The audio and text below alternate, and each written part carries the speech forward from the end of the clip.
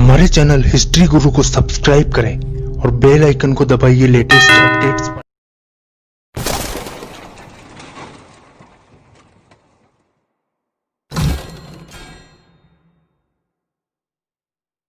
दोस्तों, चींटियों के करीबन 2500 प्रजातियों में से एक प्रजाति अफ्रीका के जंगलों में पाई जाती है।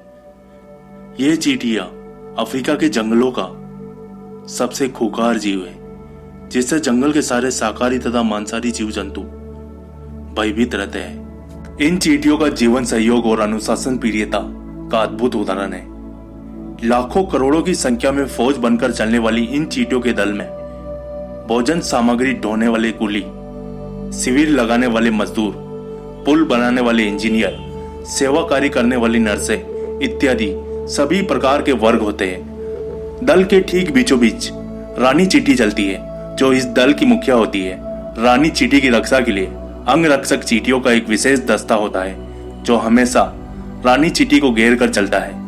दोस्तों, ये चींटियां अंधी होती है, इनकी आंखें नहीं होती है, ये देख तो नहीं पाती है, किंतु अपनी सिर पर लगे एंटीना से ये अपनी आंखों का काम लेती है। सिर पर 2 मोटे तने हुए बाल होते हैं, जो हमेशा सतर्क और ऊपर को उठे रहते हैं। यही इनका एंटीना होता है। सामने आसपास कहाँ क्या है, इसकी जानकारी इन्हें इसी एंटीना से मिलती है। इनकी सूंघने की शक्ति भी काफी जबरदस्त होती है। अपने दल के सदस्यों को भी ये गंध से ही पहचानती है।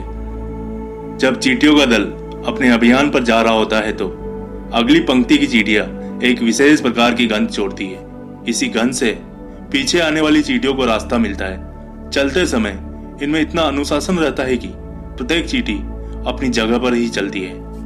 रास्ते की रुकावटों को इंजीनियर चींटियां दूर करती है। इंजीनियर चींटियों की कुशलता भी बस देखते ही बनती है। तेज धूप से दल को बचाने के लिए इंजीनियर चींटियां रास्ते को मिट्टी से ढककर तैयार करती है। मिट्टी की लंबी छत के नीचे लाखों करोड़ों की संख्या वाला दल बड़े आराम से अपना रास्ता तय कर लेता है।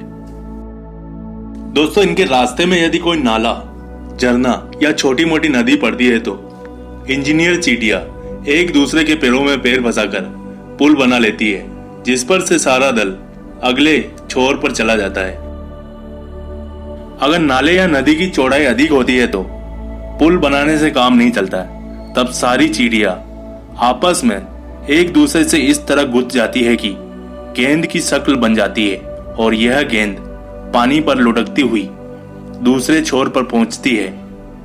गुथी हुई चींटियों की गेंद पानी पर ठीक उसी तरह लुढ़कती है जैसे मैदान में गेंद लुढ़कती है। गुथी हुई चींटियां आपस में इसी प्रकार ऊपर नीचे होती रहती है, जिससे सभी चींटियों को ऊपर आकर सांस लेने का पर्याप्त समय मिल जाता है। ये चींटियां सिर्फ दिन में यात्रा करती है। रात में जहां कहीं भी इनका दल विश्राम करता है, उस समय यह सब रानी चींटी को घेर कर गुच्छा बना लेती है। सवेरा होते ही इनकी यात्रा फिर से शुरू हो जाती है। इनका कोई ठिकाना नहीं होता, खाते पीते घूमते रहना ही इनका काम है। 16 दिन तक निरंतर चलने के बाद यह 17वें दिन अपना शिविर या कैंप जरूर लगाती है, ताकि रानी चींटी अंडे दे सके। कैंप लगाने का काम मजदूर चींटियां करती है। यह मजदूर चींटियां किसी विशाल पेड़ पर चढ़ जाती है और पेड़ की किसी मजबूत शाखा से लटककर एक दूसरे की कमर को कसकर पकड़कर गोले की शक्ल में बना लेती है, जो अंदर से खोखले होते हैं। ये गोल खोखले ही चींटियों की कोठरियां होती है।